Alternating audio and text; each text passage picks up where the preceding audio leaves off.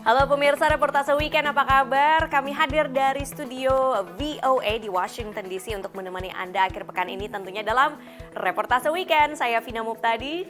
Dan juga bersama saya Ian Umar. Gimana weekendnya? Mungkin sekarang sedang istirahat dan juga jauh-jauh dari kerjaan mungkin. Tapi ada juga yang kerja dari rumah nih. Alasannya mungkin karena pandemi waktu itu. Tapi juga ada beberapa alasan. Mungkin kayak waktu itu lagi hujan deras dan banyak banjir.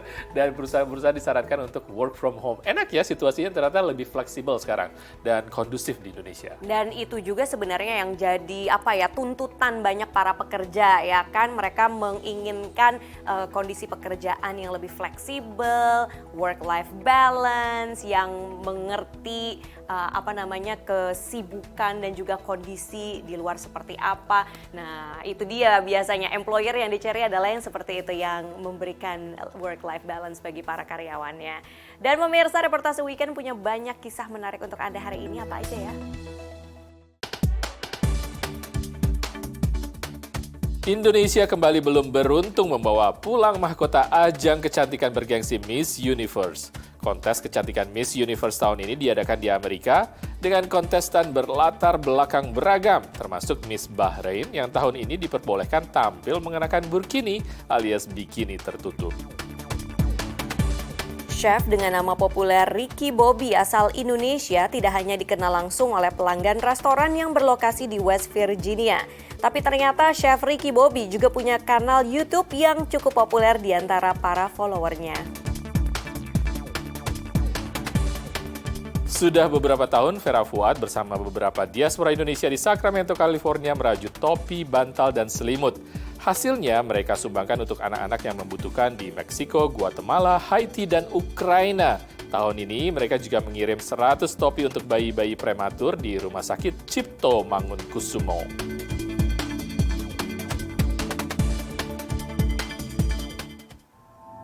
Miss Indonesia yang ikut tampil dalam ajang kecantikan Miss Universe tahun ini belum beruntung untuk merebut mahkota Miss Universe. Dan mereka ini diadakan di kota New Orleans. Ajang ini setiap tahunnya. Untuk tahun ini pesertanya puluhan perempuan yang berprestasi, banyak prestasinya, cantik-cantik. Dan mereka memperebutkan gelar Miss Universe. Selain cantik-cantik juga sangat beragam ya para pesertanya, termasuk ada salah satunya adalah Miss Bahrain yang tampil beda karena ia yang mewakili negara mayoritas muslim ini tampil mengenakan kerudung ketika dalam gaun, mengenakan gaun dan juga pakai burkini bukannya bikini ya kan, jadi bikini yang tertutup. Langsung aja kita lihat seperti apa Miss Universe tahun ini, kita lihat liputan VOA.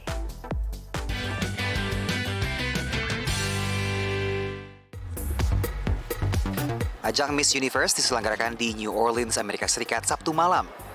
Tahun ini Indonesia diwakili oleh Laksmi Denif Suwardana asal Bali. Laksmi Denif Suwardana, Indonesia! Indonesia tahun ini belum beruntung untuk lolos ke tahap semifinal Miss Universe. The target is to do my best to win even though not the crown, to win and to conquer myself. That's already amazing achievement. So, yeah. Perjalanan Laksmi di Miss Universe turut dibanjiri dukungan keluarga dan para pecinta pageant yang datang ke Amerika khusus untuk mendukung Laksmi. Dan kami juga dari keluarga mendukung secara maksimal baik fisik maupun mental dia, sehingga dia itu bisa tampil maksimal malam ini. Dan Miss Indonesia untuk Miss Universe ini akan mengangkat citra kita. Jadi ini benar-benar salah satu cara yang sangat strategis biar orang langsung mengenal Indonesia. Jadi kita pasti mendukung. Kontestan asal Amerika Serikat yang merupakan keturunan Filipina keluar sebagai pemenang Miss Universe ke-71.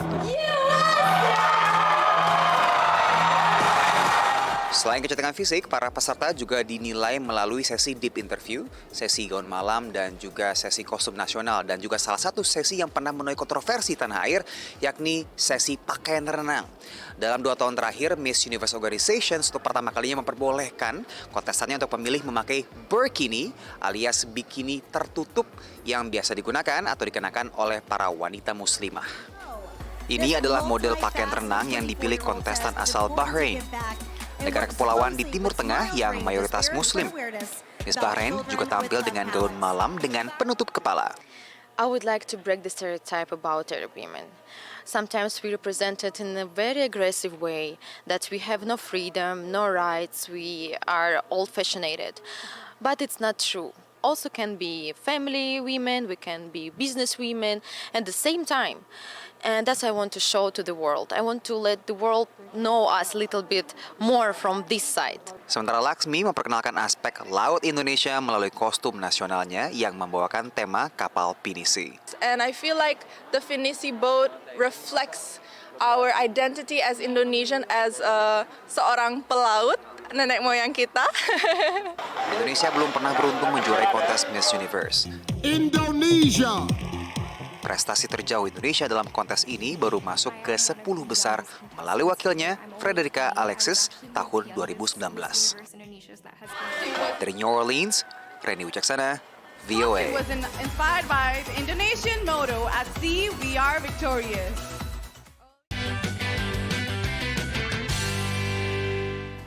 Terima kasih untuk Putri Bali, Laksmi Swardana yang sudah mewakili Indonesia dan tentunya memberikan yang terbaik nih untuk Indonesia. Dan juga ajang ini untuk pertama kalinya diselenggarakan oleh penyelenggara baru ya yang pemiliknya dari Thailand. Acaranya sangat internasional.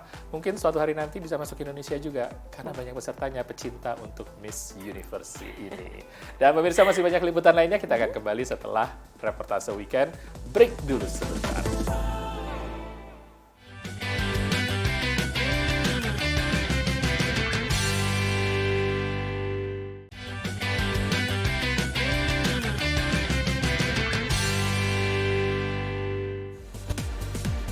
Pemirsa, Anda masih bersama Reportase Weekend. Kisah berikut ini kita awali dengan dari seorang diaspora dari Meksiko sebenarnya. Orang Meksiko yang dia meloloskan diri dari kejahatan jalanan dan juga kriminal melalui sebuah seni, pemirsa. Seni ini sebenarnya adalah seni tradisionalnya dari Meksiko, berbekalkan dengan gitar unik yang kecil dan dia menyelantupkan lagu-lagu tradisional Meksiko. Ini sebuah dia juga menciptakan sebuah komunitas ya kan. Jadi bagi banyak orang yang kangen dengan kebudayaan komunitas Hispanik di Los Angeles bisa punya pelipur lara seperti itu. Nah, Cesar Castro ini juga mengajarkan para komunitasnya itu untuk mendalami yang namanya son jarocho. Kita lihat liputannya.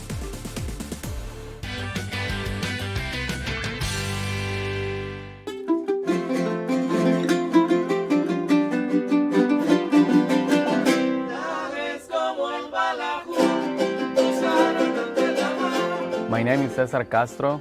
I'm a musician from traditional music from Mexico called Son Jarocho. I also teach that music in different places.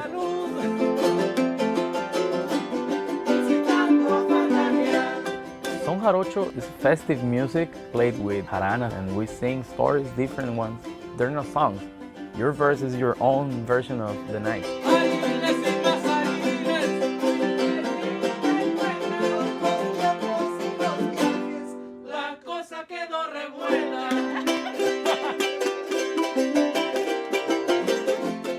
I came to the US probably 17 years ago, knowing how to play, how to sing, how to dance, and how to make instruments. And I used this work to avoid going to get those day jobs, stamp things, serve things, clean things. And it has an impact on my cultural project, because I feel part of this project of Son Jarocho in LA. It was never a job. No, it was creating community, creating this music scene. This is a community radio station. I got invited to be part of it since its very beginning. Doing Spanish radio in LA is very important to us, to the immigrant communities, to the elders who might be sometimes lonely. There are communities in and around LA that listen to and practice and learn about Son Jarocho. It should have its own platform, even if it's just twice a month.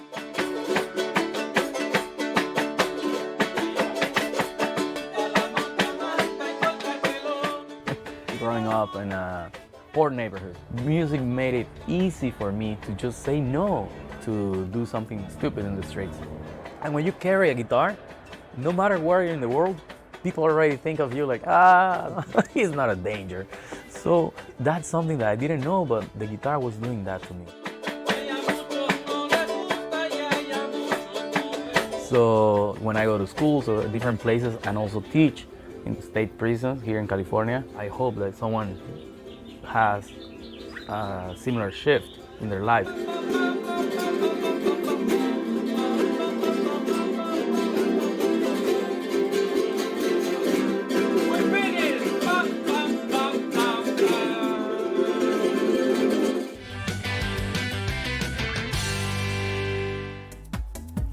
Itu pemirsa yang namanya Son Jarocho. Unik ya, alat musiknya kecil, string juga, agak-agak mirip ukulele ya kan. Dan ini tradisional dan biasanya memang lagu-lagunya ini adalah lagu-lagu berbahasa Spanyol. Jadi kalau kita bisa berbahasa Spanyol, mengerti liriknya itu pasti akan lebih asik lagi nggak sih? Iya, bisa cerita tentang hikayat, dengan sejarah. Dan ngomongin soal Meksiko, ini ada diaspora Indonesia, sekelompok perempuan diaspora Indonesia yang ada di Sacramento, California, punya hobi yang sangat menarik untuk berbagi. Ibu-ibu ini merajut selimut, topi, dan juga bantal untuk anak-anak kecil, terutama untuk daerah-daerah yang membutuhkan seperti di Meksiko ataupun juga di Haiti, di Guatemala. Dan mereka juga sudah memproduksi banyak sekali untuk anak-anak yang ada di rumah sakit dan membutuhkan.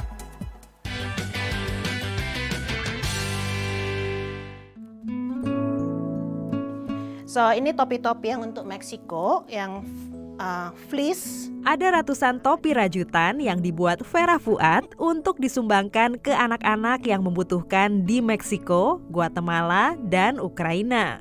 Aktivitas sosial yang digagas diaspora Indonesia di Sacramento, California ini sudah beberapa tahun dijalaninya. Kalau kita mendapat foto-foto anak-anak yang memakai hats kita itu ya, mereka senang, kita juga senang. Jadinya kita lebih semangat lagi untuk membuat. Dan ia tidak sendiri. Bersama beberapa diaspora lain yang awalnya belajar merajut dari Vera, tahun ini mereka juga membuat bantal berbentuk boneka hewan dan selimut bayi untuk dikirim ke Haiti. Anita Raharja yang awalnya hanya mau belajar membuat topi untuk cucunya, kini bersemangat meluangkan waktu dan tenaganya untuk merajut. Karena Vera begitu sabar dan mau membagikan talentanya untuk kita, sehingga saya juga sangat terinspirasi dengan kelas-kelas yang Vera adakan. Tak berbeda dengan Felicia Sentosa yang mengaku senang ikut terlibat dalam proyek yang mempunyai tujuan baik ini. Menurut saya itu merupakan suatu amalan bagi ajaran cinta kasih Yesus. Jadi kita ingin mengamalkan kasih Tuhan Yesus kepada sesama kita. Topi-topi lucu ini juga membantu memberi kehangatan kepada bayi-bayi prematur yang ada di unit perawatan intensif bayi di Rumah Sakit Cipto Mangunkusumo, Jakarta. 60% bayi yang dirawat di RSCM adalah bayi prematur sehingga kebutuhan topi cukup tinggi. Dr. Rosalina Roslani adalah dokter yang menerima 100 topi buatan diaspora Indonesia di Sacramento ini. Nah, maksudnya adalah membantu bayi tersebut untuk menjaga termoregulasi. Jadi menjaga suhunya supaya dia bisa melakukan termoregulasi dengan baik. Selain itu tentu juga rasa senang ya. Senang dari ibu melihat bayinya lucu. Kan ibu-ibu ini biasanya kalau melahirkan bayi prematur ataupun bayi sakit stres. Melalui aktivitas pelayanannya ini, Vera ingin mengajak semua orang untuk ikut melayani dan mementingkan sesama. Pelayanan saya, motonya selalu sharing is caring. Jadi tiap sekali saya share dengan hasil-hasil handmade kami, itu memberikan suatu kebahagiaan, happiness, joy, yang betul-betul tidak bisa dibeli dengan uang. Dari Sacramento, California, Andri Tambunan, Dania Iman, Nia Iman Santoso, VOA.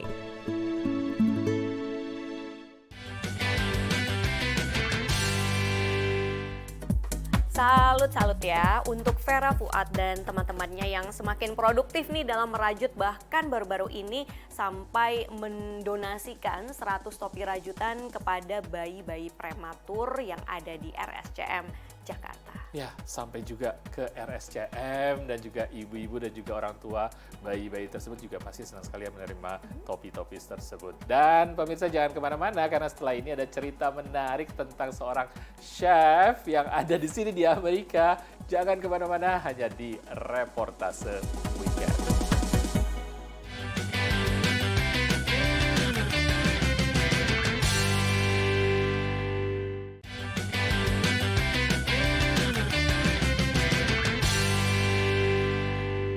Pemirsa, Anda masih bersama Reportase Weekend. Kita akan berkenalan dengan seorang chef, juru masak, dan juga koki untuk kuliner Jepang ya. Ini menarik sekali ya. Dia adalah seorang koki hibachi. Koki hibachi ini dia bertugas langsung memasak di depan para pelanggannya. Jadi seru sekali, ada atraksi yang dilakukan, makanannya juga banyak. Dan chefnya ini adalah orang Indonesia. Namanya adalah Ricky Bobby, pemirsa. Dia ini cukup dikenal loh oleh para pelanggan restoran yang ada di West Virginia. Dan nggak cuma itu, dia juga populer, punya community, punya follower yang cukup banyak di kanal YouTube-nya, ya kan? Jadi langsung aja kita kenalan sama Chef Ricky Bobby.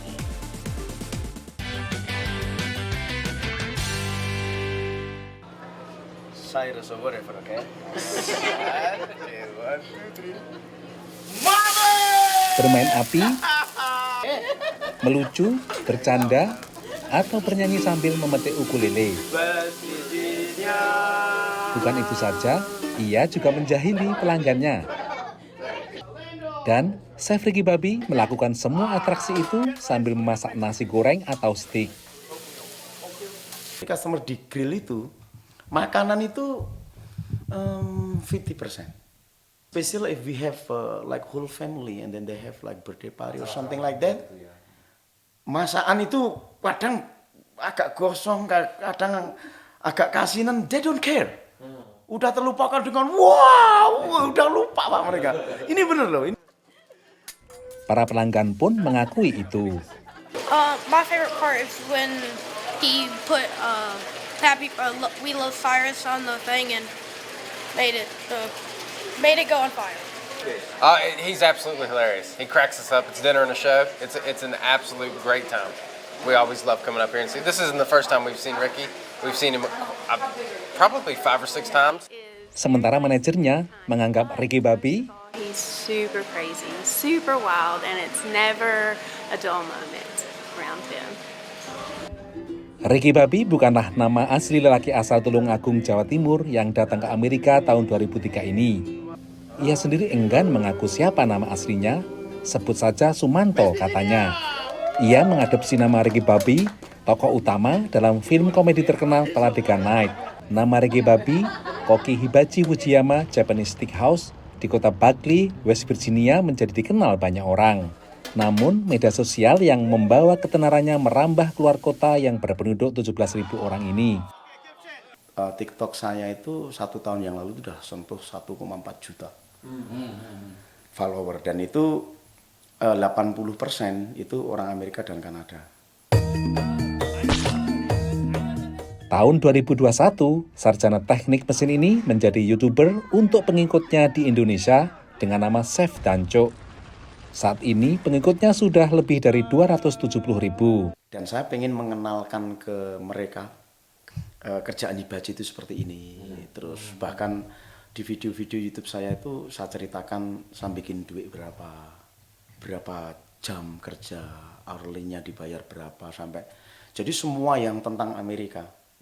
Terus yang spesifik lagi tentang dunia persefan itu saya tampilkan di YouTube saya. Dan ternyata itu dapat sambutan yang luar biasa.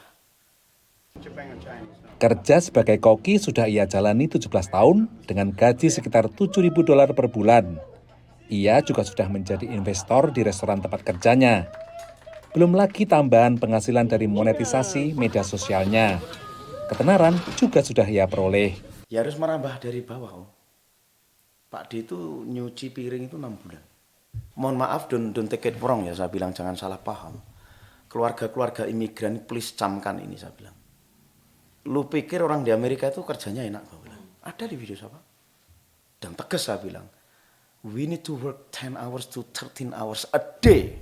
Makanya tak bilang ke keluarganya imigran yang di Indonesia, please, saya bilang gitu. Hati-hati gunakan uang, jangan sembrono. Karena yang di sini berjuang itu udah jauh keluarga. Tenaga kita diperas, waktu kita diperas, bahkan otak kita itu udah di mindset. Kita tuh memang harus melakukan keseharian itu kayak di penjara itu. Otak kita udah di setup gitu, Pak. Sama tahu kalau sekarang itu saya misalnya libur 5 hari aja udah pengen kerja malah. Reggy Babi tidak bermaksud mengeluh, tapi hanya ingin menandaskan bahwa untuk menggayuh mimpi Amerika perlu pengorbanan dan perjuangan keras. Dari Buckley, West Virginia, Supriyono Alam Burhanan melaporkan. Oke deh, ya.